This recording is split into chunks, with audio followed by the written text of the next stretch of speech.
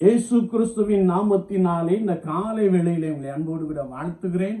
உங்களுக்கு கிருபையும் தேவ சமாதானமும் உண்டாவதாக. இந்த நாளிலும் கர்த்தருடைய ஆவியானவர் நமக்கு கொடுக்கிற வார்த்தை ஏசாயா தீர்க்கதரிசியின் புத்தகம் 40ஆம் அதிகாரம் 29ஆம் வசனம் இப்படி சொல்லுகிறது. சோர்ந்து போகிறவனுக்கு அவர் பலன் கொடுத்து சத்துவம் இல்லாதவனுக்கு சத்துவத்தை பெருக பண்ணுகிறார் என்று வார்த்தை சொல்லுகிறது.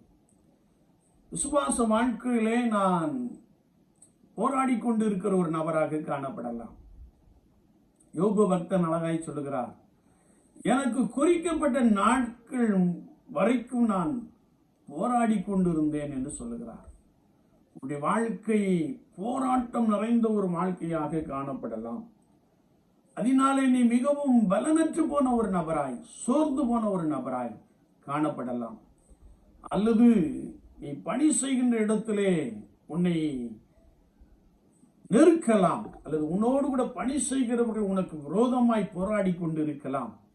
கர்த்தருடைய ஆவியானவர் உன்னை பார்த்து சொல்லுகிறார், சோர்ந்து போகிற உனக்கு அவர் பலன் கொடுக்கிறார், சத்துவம் இல்லாதவனுக்கு சத்துவத்தை பெருக பண்ணுகிறார் என்று வசனம் சொல்லுகிறது. என்னை கேட்டுக்கொண்டு இருக்கிற என் அன்பு சகோதரனே சகோதரியே, விசுவாச வாழ்க்கையில இயேசு கிறிஸ்துவானவர் உனக்கு பலன் கொடுக்க, உன்னை மேன்மைப்படுத்த, உன்னை உயர்த்த, உன்னுடைய சோர்வுகளை எல்லாம் எடுத்து போட்டு மகிழ்ச்சியை உண்டு பண்ண போதுமானவராக இருக்கிறார். அது மாத்திரமல்ல, அவர் சத்துவமில்லாத உனக்கு சத்துவத்தை பெருக பண்ணுகிறார் என்று வார்த்தை சொல்லுகிறது.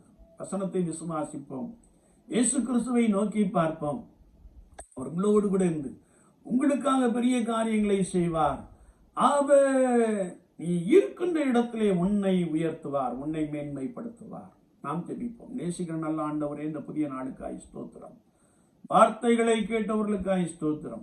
சோர்ந்து போகிற நபருக்கு பலன் கொடுக்கிறேன் உமக்கு ஸ்தோத்திரம்.